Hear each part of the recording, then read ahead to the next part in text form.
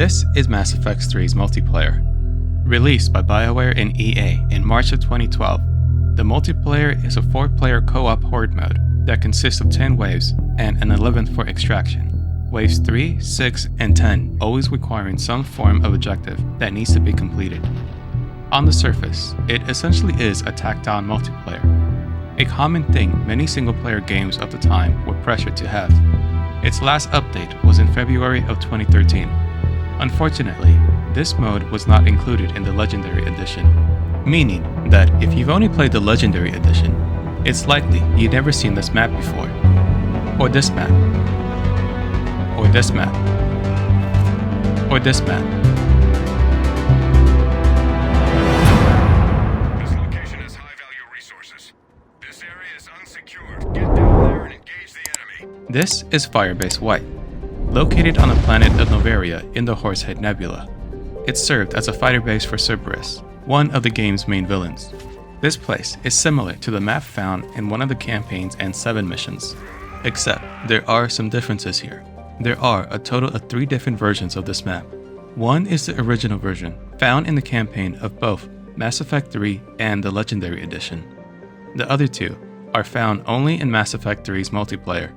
BioWare made the second version shortly after the game was released in 2012, in response to how quickly players figured out how to control the enemy spawn points in the higher difficulties. Firebase White, along with pretty much all the maps online, is small, and the original version had less points of entry inside where players could hunker down and fight off waves of enemies. You could see right here that there were only 2 ways inside, while defenders had multiple angles to attack from. The only times you would need to leave this spot would be during waves 3, 6, and 10. So, BioWare decided to remove one of the walls and create an additional point of entry, making the position slightly more difficult to control, as enemies could now flank you if you're not careful. This was just one of the changes they made to the multiplayer on almost a weekly basis following ME3's release. That's right, this game received weekly updates for its first year, just like some live service games do today. These updates range from adding new characters, enemies, and maps to new weapons and equipment, all of which were free. They also didn't stop there. BioWare also went ahead and nerfed certain abilities and weapons when they noticed the community was overusing certain tactics. Many players complained about these nerfs, but to be honest, I must confess that even back then, I actually liked these nerfs. By nerfing certain abilities and weapons, it made it slightly difficult for there to be an established meta, and there were metas forming among the community that almost ruined the fun. Some players expected everyone to only play certain characters with certain abilities, and they also mainly focused on only a few select maps. Firebase White fell into this meta, and I remember getting extremely bored playing gold matches on it after a while. When Firebase White was changed, it was still possible to beat it on the hardest difficulty, but it encouraged the community to look at other maps. At the time, there were only 3 levels of difficulty: Bronze, which was normal difficulty, Silver, which was hard difficulty, and Gold, which was hardcore difficulty. Later, they would add a 4th difficulty called Platinum, which was essentially insanity difficulty. We'll come back to the 3rd version of Firebase White. For now, I want to take a look at the other maps that were not included in the Legendary Edition.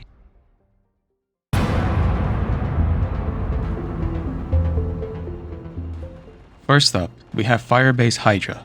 This was added to Mass Effect 3's multiplayer in a later update. It's a more open map on one side, while having a large room on the other. There is a lower level to the side, where it often becomes a place to easily pick off approaching enemies. This map is located on a Geth-controlled planet, one of the game's factions, often depicted as enemies, but can potentially turn into allies in the campaign depending on your choices, and the Geth are playable characters in the multiplayer. While the single-player games only allow for Commander Shepard to be human, in the multiplayer, you can play as most of the other races in the game, minus the Hanar and Elcor. You can even play as a Geth Juggernaut.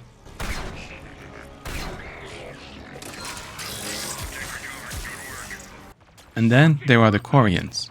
Both male and female Quarians are also playable across 3 different classes. There's a little known secret to Firebase Hydra.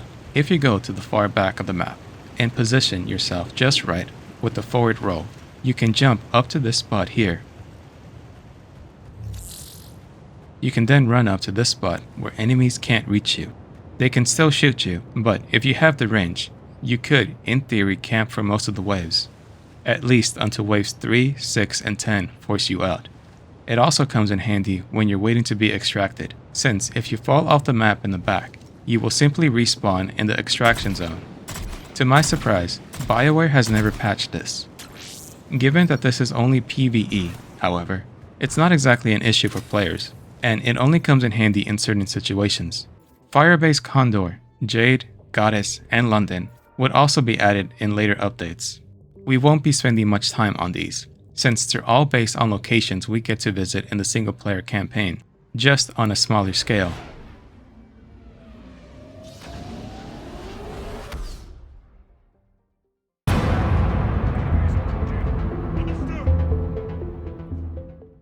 Firebase Condor is located on the moon of Palaven, the Turian homeworld. Its most interesting characteristic is that it's divided up into 3 elevations and a slightly more open area off to the side. Turians are also playable characters, with multiple different classes, all having different skills.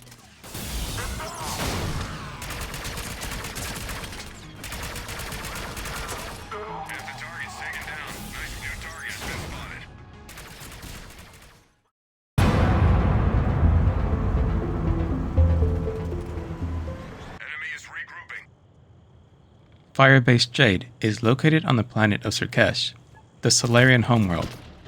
Solarians are yet another playable race in multiplayer, and are one of the oldest currently living civilizations in the current galactic cycle.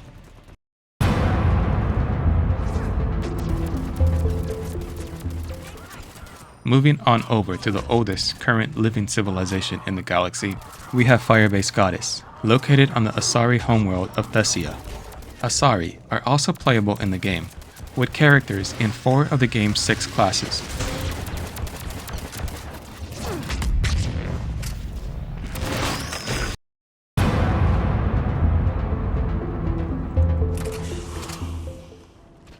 Lastly, for this brief overview section, there's London. It's just London from Earth. There's not much to say, really. Nothing against London. It's not a bad map. It's just not that different from what we see in the campaign. At the very least, it's the closest we get to playing co-op during the game's climax.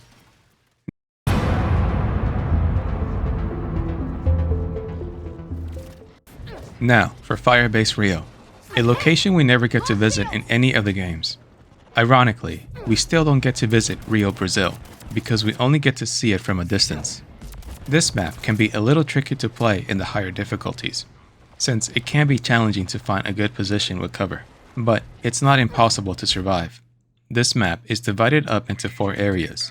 The middle, which is the high ground, but offers little protection as enemies can attack from all directions. This area with some stacked crates, good for close quarters combat. This area right next to the crates that rarely gets used. And then there's the other side, where we only go when there's an objective, in most cases. Also, if you count the extraction right next to it, that's 5. This is perhaps the most polar opposite of what Firebase White was in the beginning, revealing how BioWare's philosophy in map making had changed since launch. Every map would have multiple entry points enemies could use to attempt to flank you.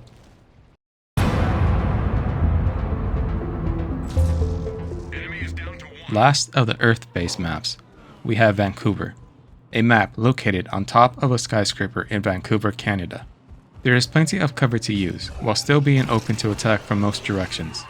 The spawn-in and extraction areas is the most open area of the map, and offers a lot of room for mobility, while providing little cover for protection. There are 2 elevated areas players can use in order to take out enemies as they spawn in. At the same time, these areas are relatively easy for enemies to get to. Players can even use a shortcut located in the middle of the map with a semi-hidden ladder that can get you to the other side undetected. This map might have the most detail added to it, as bodies of the Reaper's victims can be found in the hospital area. A reminder that the Reapers have very little need for taking prisoners alive. As for the N7 maps that were included in the multiplayer on launch, we will not be covering those variants. Instead, we'll be taking a look at the hazard variants of those maps. This location has been overrun. Brace for incoming enemies. Secure the area. Roger that. This brings us back to the third version of Firebase White. This is, in my opinion, a more accurate version of what a base on the planet Noveria should look like, since the planet is essentially a frozen world. A snowstorm will periodically pass through the map, hindering your visibility when you're outside. Certain abilities like the Krogan's Blood Rage can make it even worse. It's closer to what Noveria looked like when we first visited the planet in Mass Effect 1. Approach control, this is the SSV Normandy, requesting a vector and a berth. Normandy, your arrival was not scheduled. Our defense grid is armed and tracking you. State your business. Citadel business. We got a Council Spectre aboard. Landing access granted, Normandy. Be advised, we will be confirming identification on arrival. If confirmation cannot be established, your vessel will be impounded. What a fun bunch. I think I'll take my next leave here.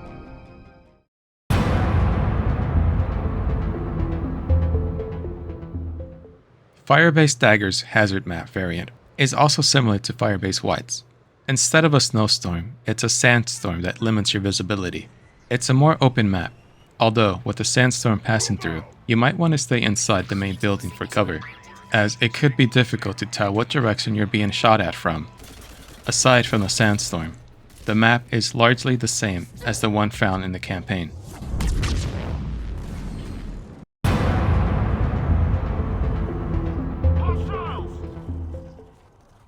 For the next map, we must go to the planet of Benin, where we'll find Firebase Ghost.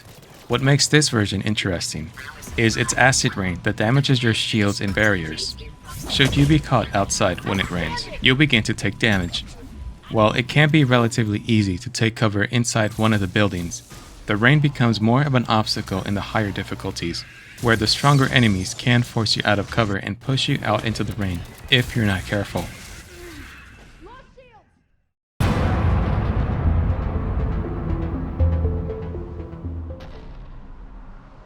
The hazard version of Firebase Giant, located on the Krogan homeworld of Tuchanka, is essentially the same as the normal version we get in the campaign, the only difference being that it takes place at night, and the large orbital cannons fire more frequently. Krogans are also playable in the multiplayer, and you'll quickly learn while playing as any of them why they like to headbutt so much.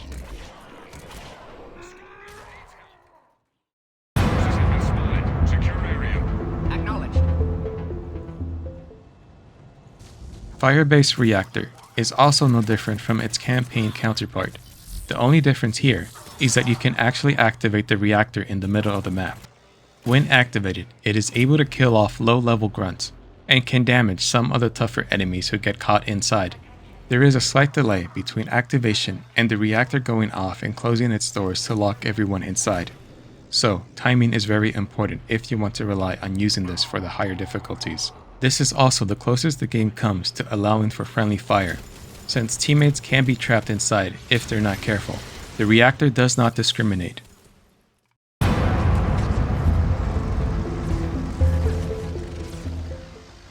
And lastly, we have Firebase Glacier. This version has a dangerous Seeker Swarm flying around the map that can knock you down if it manages to sneak up on you. It cannot be killed, and it becomes more aggressive if you attack it. The swarm will remain active all match long, passing through the dark hallways, searching for its next victim. It can, and will on occasion force you out of cover if you stay in one location for too long. The lighting of this map also changes to give off a more horror-like atmosphere. It's something some of the other maps are missing, giving Mass Effect's cosmic horror roots. And with that, we've covered all the maps and multiplayer. The real draw of this mode comes from its roster of 65 playable characters that can be unlocked. They are divided up into 6 different classes. Adepts, who rely on biotic abilities by controlling dark energy. Soldiers, which are nowhere near as basic as you might think. Engineers, who rely on tech-based abilities. Sentinels, who are a mixture between adepts and engineers. Infiltrators, who all share a cloaking ability and are basically snipers.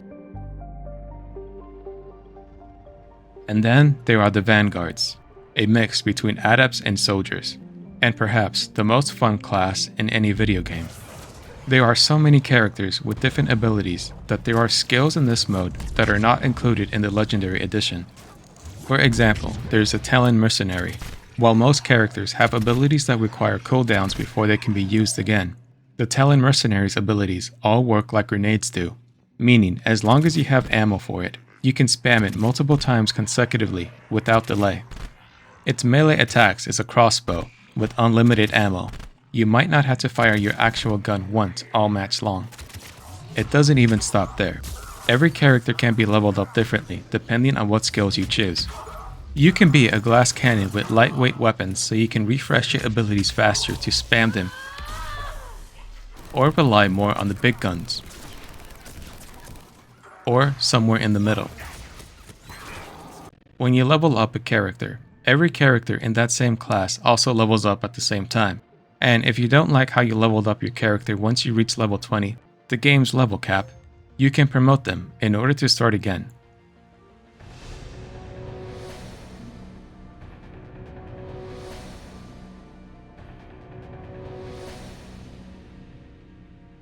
Unfortunately, since this is an EA game, and we can't seem to have nice things, it's still not all sunshine and rainbows. While you level up your character through gaining experience from simply playing the game and completing objectives, you will only start off with the male and female human characters for every class.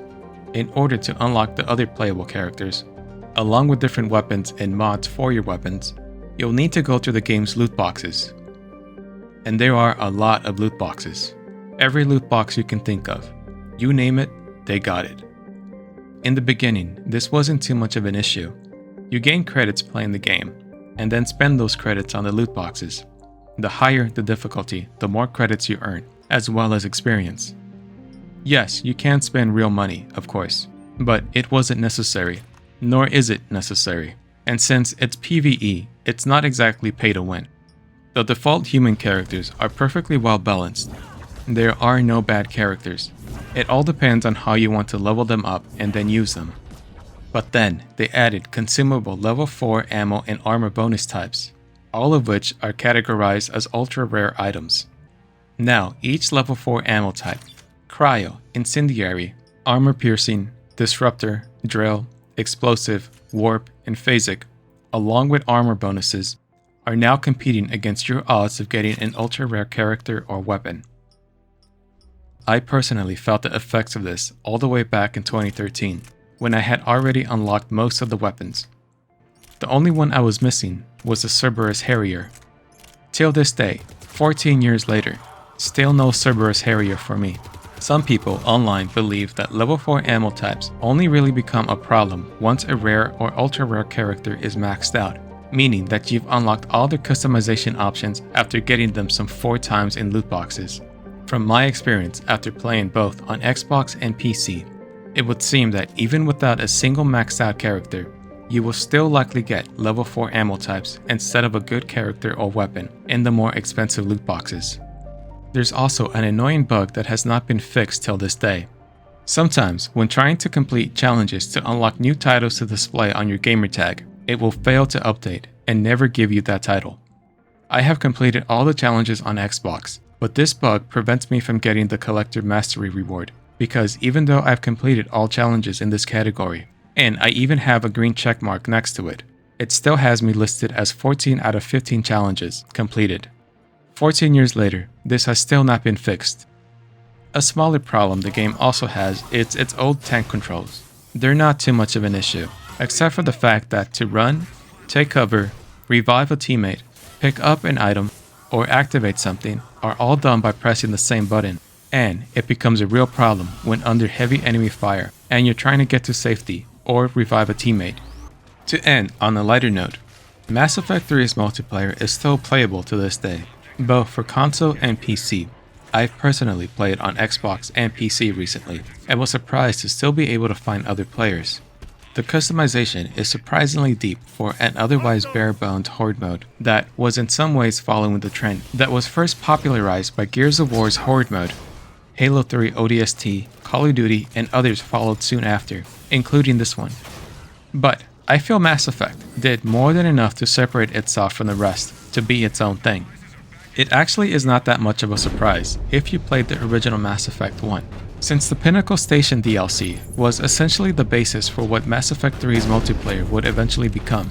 The Pinnacle Station was also not included in the Legendary Edition, since the source code for it was lost. And when BioWare attempted to find a way to recover the DLC, it was discovered that the source code they did find was corrupted. Do you need something? I'm sure I have a few minutes before someone forgets their password and comes crying to me for help.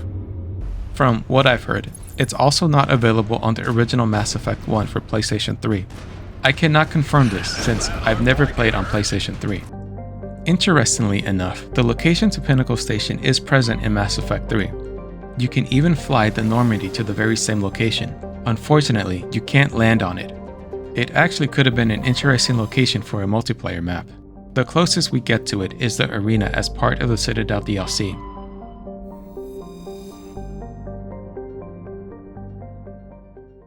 It's very unlikely this game will ever get some kind of update. BioWare moved on to other projects soon after. The closest we ever got to an update was with Mass Effect Andromeda's multiplayer, which actually was pretty fun for what little it had to offer. Unfortunately, BioWare gave up on Andromeda and moved on to Anthem, which is now officially dead. And Mass Effect 3 was never meant to be a live service game. Still, some fans would have liked for it to be included in the Legendary Edition. In some ways, the modern extraction shooters could be seen as the spiritual successors to the old Defense Horde modes. I personally feel that Warframe is perhaps the best replacement for Mass Effect 3's multiplayer, minus the EA loot boxes, and it's free to play. But if you're still interested in playing Mass Effect 3's multiplayer, the game often goes on sale, and it can be relatively easy to find a used copy for console at a low price. I would recommend the PC version over console, especially over Xbox's version, since it can only be played if you have a paid Xbox subscription, even if you just want to play it solo. Over on PC, that's not an issue. That's all I got. Take care and see you later.